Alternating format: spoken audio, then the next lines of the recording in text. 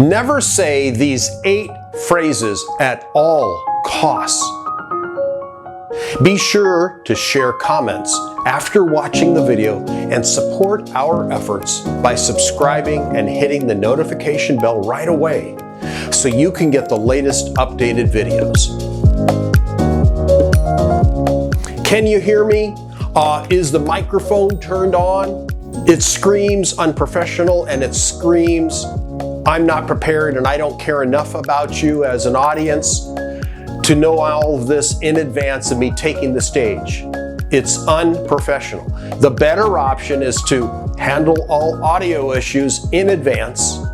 Professional presenters check the crucial audio in advance of their presentation. There are very few excuses for this error. 1 month before we had a change, I would say this was November of 2019. I was in Singapore. The night before, I did a check on the audio, walking around the room with the speakers. Did everything. I go to the event the next day, 300 people are in the audience, a super high-end audience in Singapore. And before I took the stage, nothing worked. The AV professional who was there the day before to check everything and to make sure that it was supposed to go according to plan was not available. So I had a prime audience of people ready to consume my information. I took a deep breath and gulped and realized, oh my gosh, the only thing that worked was my microphone because it was my own. My presentation wouldn't play. The point is, at this point I had already been on the stage for 36 years as a professional and things happen. What do you do? Well, if you are a pro, you know how to continue and talk. I knew my presentation. I had to use language like, can you visualize? Imagine if you were here. In the past we did this and this is what we do today. So I walked them on mental journeys through my presentation because I knew my presentation because I created it. So you have to be prepared for the worst because things like this happen. I had never had a total failure in all my years, 3.5 decades on the stage. Never had this happen. And I still secured a very good result. Turn off your goddamn cell phones and laptops. I've heard speakers say that. It's not a good idea. A better option is please place all devices in silent mode. That way your partner can take in all the information and you'll be able to learn a lot today. This communicates your desire to avoid noisy disruptions for yourself and other audience members while still being respectful. Being bold and pointing the finger and being authoritarian does not work. Third, I'm feeling a bit under the weather today. Nobody in the audience wants to hear your whining. When someone says this, what kind of cheese do you want to go with that wine? A better option is to fake wellness, act like you feel good until you complete the training or presentation. Nobody wants to hear a complainer or a whiner. Full stop, as the British say. Just don't do it. They're not here or there to hear your whining.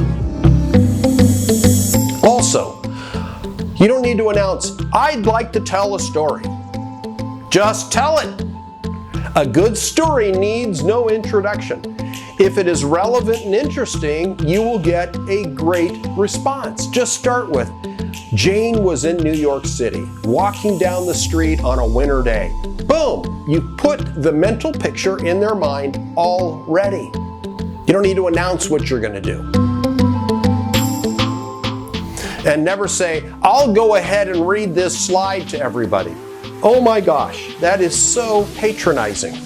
Everyone in the audience is capable of reading without your assistance. Instead, break up your slides into 1 bullet point per slide. 1 particular message per slide, and then talk about it, preferably just using an image.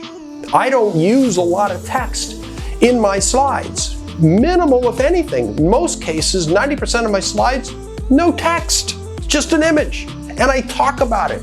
It creates interest because people can't listen, read, and hear you and then understand all this at the same time. The other one, who loves to hear this? I'm so nervous. Well, so what? You're a speaker. That's what you do. If you don't like the heat of the kitchen, get out. Better option is, I've been looking forward to presenting to this group since I went to sleep last night. I have carefully prepared the content and you will benefit from what I will share today. Does this sound good? You bet it does. That's a lot better than I'm so nervous. Are you on a pity pot? You looking for solace in having people come and coddle you? Oh, don't worry, we're not going to judge you. Oh, yes, they will. But if you come out with a statement of, I've been looking forward to this, that's empowering versus the first is disempowering. The other one, you should have been paying attention when I covered this earlier. If someone asks a question, oh, how demeaning, how condescending. Do you want to get a great evaluation? Well, you've just ensured that people aren't going to like you, they're not going to come back, and they'll probably write a negative review, as opposed to saying, I'd be happy to go over that. I should have been more clear the first time. It's not demeaning to say the latter. And those are the 8 things not to say as a professional presenter.